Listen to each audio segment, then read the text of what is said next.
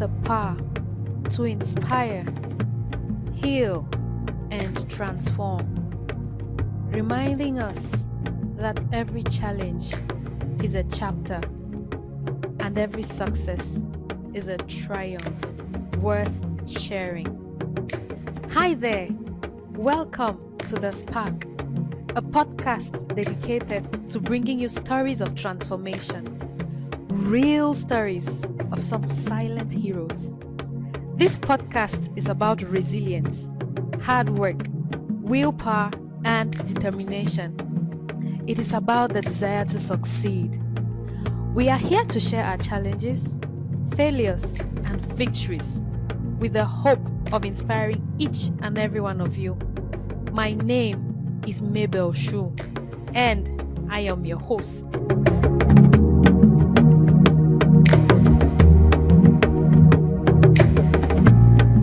My guest for today is Patricia Mensah. Patricia is both an entrepreneur and an experienced individual with a wide range of expertise across areas of service delivery, including client relation and business development. She is the co-founder and executive lead at iFocus Ghana, a premier consulting firm that specializes in customer service, people development, human resource, and business solutions. iFocus focuses on empowering individuals and businesses with solutions that drive sustainable growth and success. When Patricia is not in her entrepreneurial uniform, she dedicates her time to mentoring young women, helping them build confidence, clarity, and courage in both their personal and professional journeys. Her passion for women's leadership recently saw her take the stage as a guest speaker at the University of Professional Studies, Ghana, at an event themed Building Bold Women for a Bold Tomorrow. Thank you so much, Patricia, and it's an honor to have you join me today. Thank you so much, Mabel. That was a huge surprise. I wonder how you got that profile. It's your profile. It's obviously somewhere. I just picked it up from there. That's interesting to know. Okay, so Patricia, just share with us your childhood dreams. You know, when we were kids, there was always this question, when you grow up, what do you want to be? So can you share with us your childhood dreams and maybe how they shaped or did not shape the person that you are today? But let's start with the dreams first. Okay. So growing up, I remember as young as far as 5 years, six, I remember I always told my dad I wanted to work in the bank. I wanted to be a professional. I wanted to be in suits. You know, we see people wearing suits and all that. We were all excited about it. And more so, I had cousins in the States who usually came down and told me about they being maybe an accountant and one saying I'm like a health professional. So I always wanted to be like a professional person who wears suits and all that. So, and one day discussing with my daddy, my dad told me that when they were baptizing me, the pastor mentioned that I was going to be a very big accountant. Hey, So I think, I don't know, it started from there. right. Though that dream, like, I mean, the accounting profession, I didn't really pursue it to the latter. I still did that for most of my life. Right. Oh, I noticed that you went ahead to do a BSc in accounting. So was it influenced by the prophecy that was made by the pastor, or it was still just informed on your decision or your love for wanting to be in the bank and wanting to wear suits? Okay, well, during my baptism, I wasn't old. I didn't know I was a baby. So definitely, Yeah, I didn't know about that. right, right. So I was talking about it growing up. I remember um, my mom insisting that I pursue nursing Mhm. because nursing, I was going to get job right after pursuing it. And also, if I get opportunity to travel, I was going to get a job to do. But I also insisted that I wanted to do the accounting because I just loved it. I pursued accounting during my secondary school days Okay. and I loved the subject. So I think it was an in-person kind of passion Mm. that made me do the accounting during my university days, not the Okay. prophecy. Right. Right. But so Trish, you later on went on to do an MBA in corporate governance. I'm wondering what changed and why did you switch from accounting to corporate governance? Okay. All right. So in pursuing the accounting during my university days, I used to work part-time for an audit firm, and Okay. auditing, aside from auditing financial statements, Mm, it was probably more about systems, mm, how systems, organizations functioned and function properly. So, and right after university, mhm. I didn't get a job that was in accounting. Yeah, the usual. Yes, you know how our system works in here. Yeah. After school, I got to do my service at National Service Secretariat. Okay. Though we were doing recording and bookkeeping, it wasn't too much of accounting. That's why I got myself a part-time job doing the audit. Oh. So in doing that, Mhm. I got to appreciate like how top level management put in systems and got it's executed. So I Mm, just wanted to be part of a system that created procedures and systems. I mean, looked at how boards regulated the mhm. management, how management also represented the board in administering all these kind of things got to my attention, and I just decided to learn more about it. Okay. Uh, Yes. So during your undergrad, during your university days, did you have like a mentor who you could look up to? Especially, when we're in the university, sometimes we have plans of the things that we want to do, but sometimes we also get to find people who maybe identify some strength or some talent in us and then guide us towards maybe another path or just a better way towards the same path that we chose. So did you have a mentor in the university? Honestly, no, I didn't. So you had to sail through on your own. Exactly. But do you I think didn't. okay, do you think that if you had a mentor, maybe things would have been a little different? I agree. I think that if I had a mentor, Mm, things would have been better. And maybe my dream of going into the accounting profession would have been, I think I would have been an accountant by now. But I still tell my classmates that that dream is not over. I was actually going I'm to going ask to. whether it's too late. No, I always tell my classmates that Yeah. I'm going to present to them a certificate. I'm Mm-hmm. not going to be doing the accounting stuff, but I'm going to go to the professional school Mm, and get that done. Just for me to know that, hey, this dream that I thought of mm-hmm. can still be done and Yeah. achieved, no matter what Yeah. comes the way. Exactly. Mhm. It's not late yet. Once there's a dream and there's the desire, I think the will would always push you to want to accomplish it. Ex- Exactly. But Trish, Exactly. so now you are not just in corporate governance, but you are also an entrepreneur.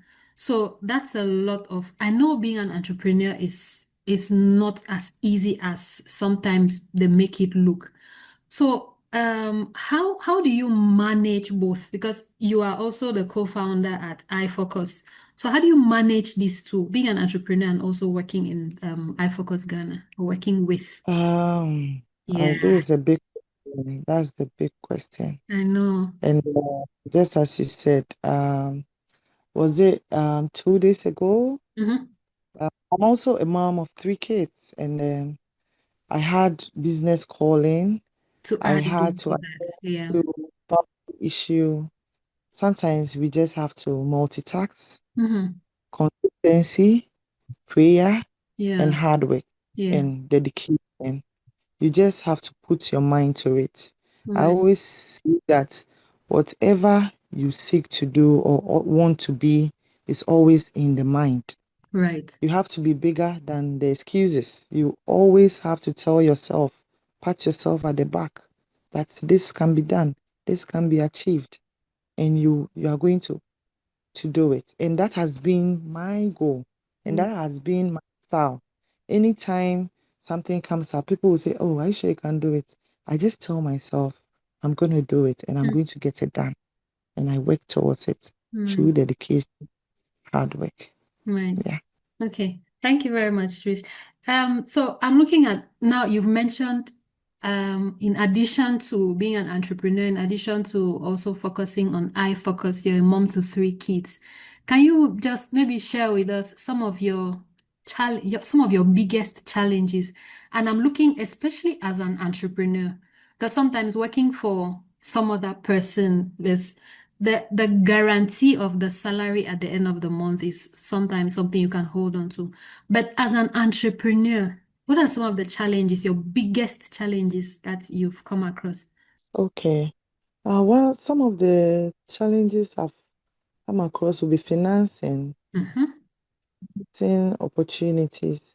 Mm. Um, Sometimes you have an idea that you really want to solve a particular problem, or you've identified something you really want to do, and it goes back to the issue of financing. Yeah. You can have all your books, right? You can have all your document sets.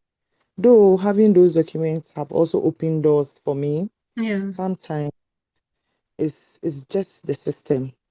It's just the system preventing you from getting what you have to. Mm-hmm. And some other challenges will be um, when you want to partner with other people. Yeah. Though I always advocate for partnership, but partnering with people, some people do not believe in what you want to do, Mm-hmm. so they are willing, or whilst in the middle of the project, they can just back out. And these are some of the challenges I've had to deal with. And Mm-hmm.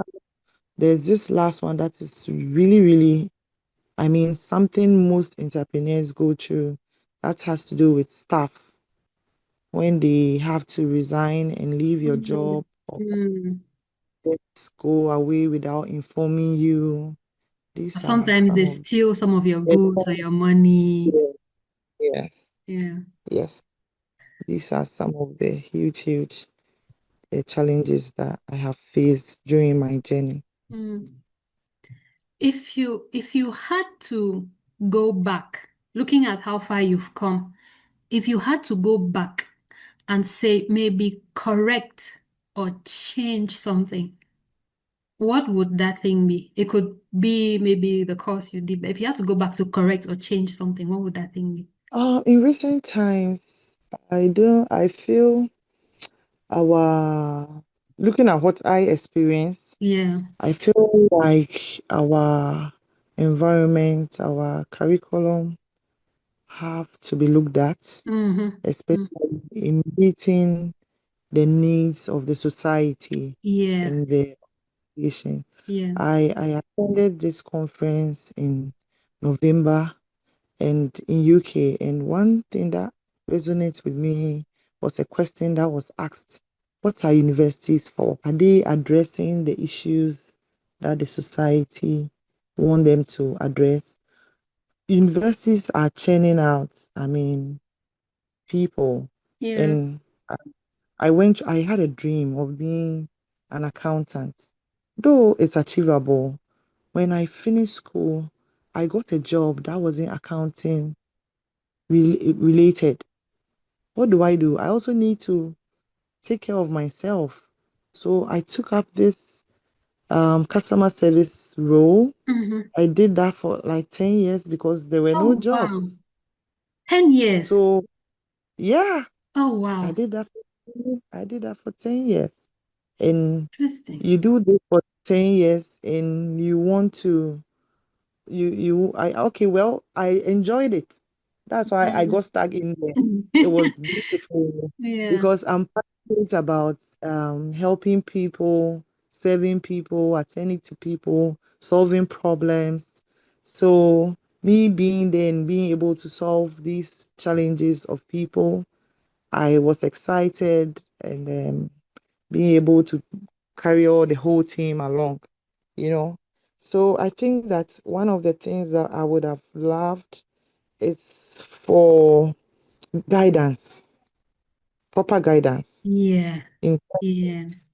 what you really, really, really want to do. Because I feel there are a lot of people out there who are pursuing courses because they just have to be in school. Yeah. Very I true. was, I was, I was listening to Connected Minds podcasts, I think some few days ago, where some um young guys were saying that some they didn't go to the university, even though their parents wanted to go, but they felt that what the university is going to train them to be, it will not be relevant to them. So they started pursuing their dream. So I feel like if I had gotten that guidance, it would have shaped my thinking and my direction in terms of what I really wanted to do during those my younger days. Trish, I love the question that you raised on the issue about universities and what they offer.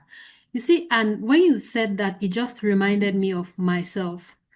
I, when I was younger, there, there was a list of things I wanted to do. I initially wanted to be a journalist. Then growing up, I said I was going to be a doctor. Ended up applying to do medical lab at the university, which I ended up not doing. Had to switch to chemistry because that was what was available at the time.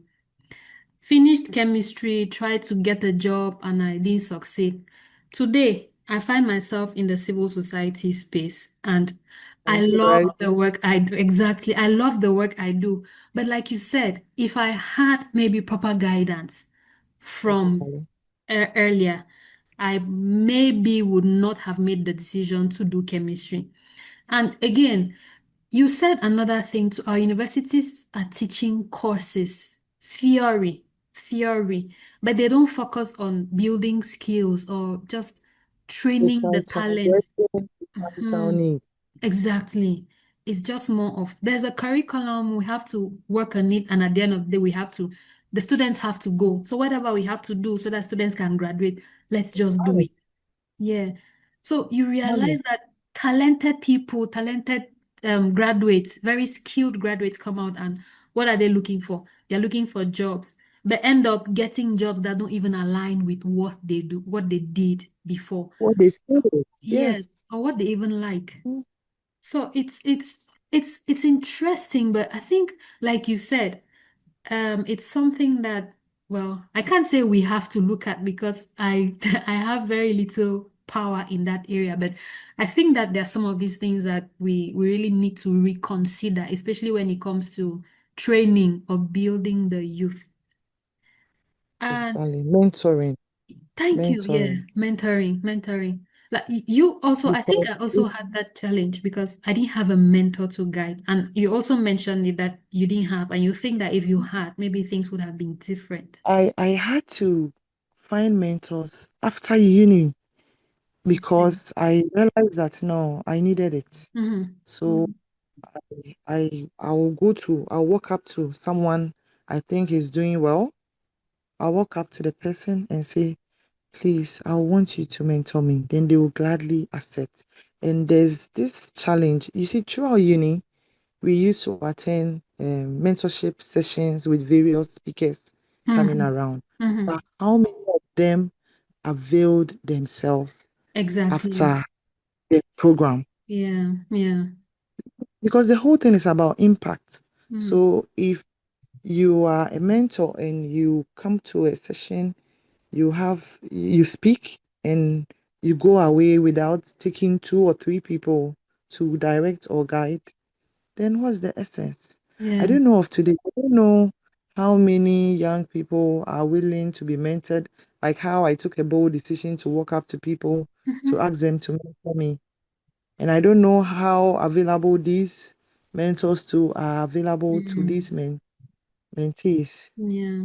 Yeah. It's a challenge for the young ones. Yeah. If it's a challenge that we need to look at because, well, they are in a different Somebody era. would say it's what it is. It is what it is. Yeah, Yeah, but they're in a different world. yeah. Mm-hmm. I like the mentorship thing. It changes a lot. It really changes a lot because sometimes we think that we know what we want, but a little push or a little bit of guidance could turn things around for people. Just a little bit of guidance. But like you said, how many of us are ready to be mentored and how many of us are willing to provide mentorship to those who are ready to be mentored? That's another question that we would have to look at another day. Okay, I don't Yeah, think we can have the answer today. yeah. So, Trish, also in all of these, your engagements, in all of your experience, what's the one thing you find most fulfilling about what you do today? Um, I'll say mentorship. Right. Mentorship. I feel fulfilled when I see people I've mentored do well, Yeah. excel, and have achieved what they even set for themselves. Mhm. That's what makes me fulfilled. So, on behalf of some younger ones who might be listening to this, would you be open to mentor any one of them if they come to you and said they would have loved that you mentor them? Are you open to that? I'm open to that. Great. That's why we are existing. Why are we in the world? To help one another, Yeah. to guide one another, to Mhm. hold each other hand. So why not? Right. Thank you. Thank you I'm so much. very available for that. Perfect. So, just reiterating that to all those who are listening, in case you need a mentor, Trish is readily available. And Trish, were there moments where you questioned any of your decisions? You know, sometimes you get to a point where you feel like you're stuck and there's nowhere to go forward, there's nowhere to go backward. It's like you're just in the middle. Were there points where you questioned some of the decisions you made? Oh yeah. Yeah, I remember when I was in my job, customer service role for some time, and I had an opportunity to move from the company to another company. I went for the interview, and I think at that particular moment, the company had outsourced the recruitment to another company, and the company saw a potential in me and decided to pull me out of the lists where I was interviewing for Hmm. to put me on board. And I went there. I thought I was in like a good place, Hmm. and that was it. That was when the first time I questioned my decision. Hmm. Like, was it a good thing to move? Hmm. Because um, I moved in there, and that's when all the trouble started. No salary for so like there were no salaries for a period of time, and I was like, hey, this cannot be happening. Yeah. I started questioning myself, was it a good move? Because I wanted to move from what I was doing to another thing. Because I realized that a lot of people were struggling to get to places where they did not know anyone. Because in Ghana, before you get a job, you have to know someone. Right. So, and that also influenced my decision in pursuing the corporate governance because I Oh. wanted to be at a place of authority where no one will know me and the person will still get an opportunity. Mm, I see. So I got into this HR firm.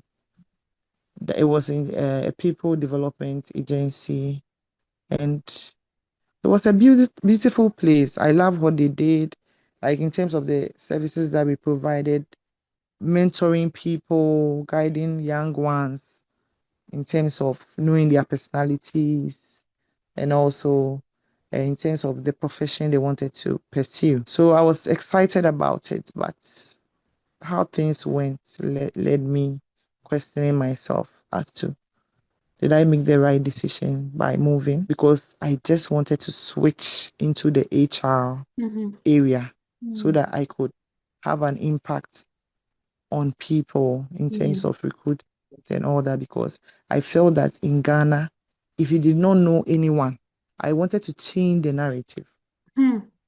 I wanted to change the narrative. And I like how you're using just for want of a better word, your lack of having a mentor and not focusing on that, but rather trying to play that role to other people who might be needing. Like sometimes you don't know that you need a mentor until you actually have one. exactly. So, And yeah, sorry. yeah, so that was it. That was the moment in my life I questioned myself, like, did I make the right choice? Was it the right decision I took? But hey, you have to be bigger than your excuses. Remember that? Yes, you have to be bigger than your excuses. I would always remember that. Always Yes. remember that. But Yes. Trish, when you get to this point where you're questioning yourself, you're questioning your life choices, what is it that keeps you going? When you get to the point where you're stuck, what's that thing that keeps you going? My desire to succeed. Right. My desire to succeed because I'm self-motivated Very and important. I'm self-motivated and I don't like it when people say things cannot be possible. I feel there's more you can do if you put your mind to it. And especially from the background I also came from, I was being told that if I did not pursue nursing, I wasn't going to be successful. Oh, wow. Yes, it was a family thing, and I, it's like in some families they'll say you disobeyed. I mean, let me put it that way. So I actually took the other way and said, no, I'm not going to do what you people want me to do. And I know that there are a lot of people out there that their families puts pressure on them to pursue courses that they are not passionate about. So I look at all these things and always motivate myself that, hey, they said you needed to be a nurse in order to be successful. You needed to be a nurse in order to travel. But can you rewrite the story? Can you change it and make others in the family know that you can pursue anything that you want to do and still be successful? Exactly. Exactly. Sometimes we are So, pursuing things that we really don't like because of the opportunities that they come with. I think when you mentioned that because of traveling, that's why the nursing thing came up. I'm like, well, if you have to mhm, pursue nursing because you want to travel, then what happens when the traveling doesn't come? What happens to you? exactly. Right, right. Yeah. So anytime I'm faced with any challenge, hey, I self-motivate myself. I trust God. I pray, and boom, I I love tell that. myself it can be done, Yeah. and I'm gone. I will not cry over it for 2 days or 3 days. You cry just for And one day. oh, oh, just in this Christmas, I had a bad business, and I almost had like a heart attack, and I was like, calm Mm, down. There are more things out there for you, so mm. just keep your head straight and move on. Yeah, And it's usually the not next easy day, to move on. But but you have to tell yourself. You have to do that yeah, because I learned that when the worry kills you more than you not worrying. yeah, right. So it's better to move on than to dwell on what is happening. Mm, mm, mm. I'm loving the issue around being self-motivated because in this life, I don't think there's anyone else who can motivate you than yourself. It really doesn't matter what other people say or other people try to push you to do. Once you have not made up your mind that you want to do that thing, there's nothing external that will convince you otherwise. So I love the issue around being self-motivated.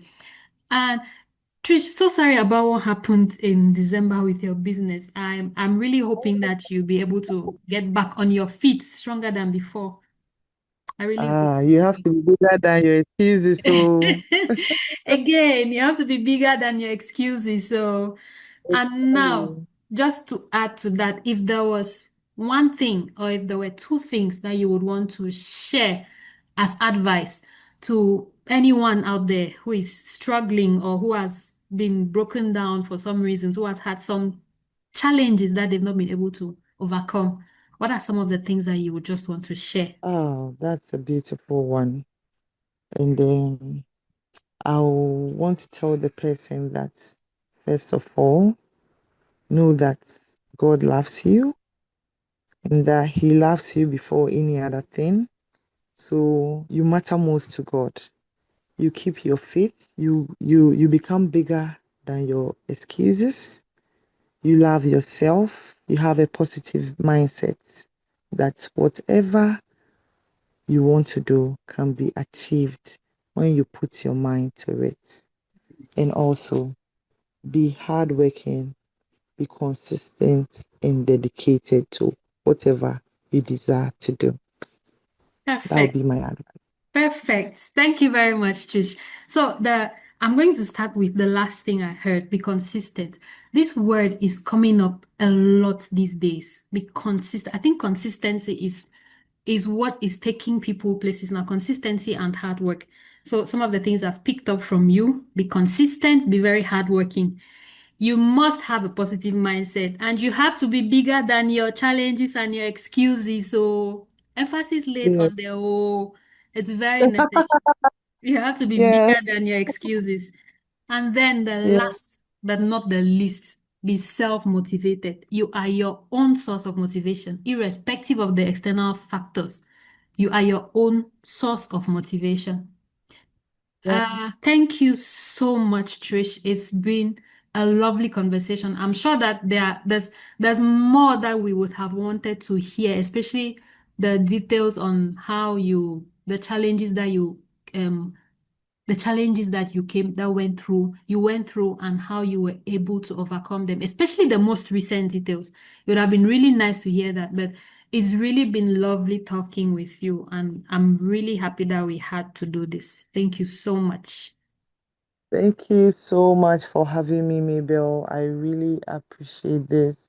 This is more like a therapy session, or how do I call it? That's But nice to it know. was, yeah, it was great having this conversation with you. Uh, It brought me lots of memories, and I'm happy to share for Thank you the so first much. time. I'm happy to do that. Oh, really? Yeah. Oh, that's interesting. Wow, I'm Mm-hmm. so privileged to have been the first person to put you in this kind of position. Thank you so much. Yeah. Thank you too, and And keep up the amazing work that you are doing. thank I you. think Thank you so much, Trish. young people need this, and I think this is going to motivate someone. You may never know. Right. So keep up the good Thank work. you. I really hope it does. I really hope it does. And to all those who have been listening to me, thank you so much. And I'm looking forward to still have you listen to my next episode. But until then, like I always say, don't give up.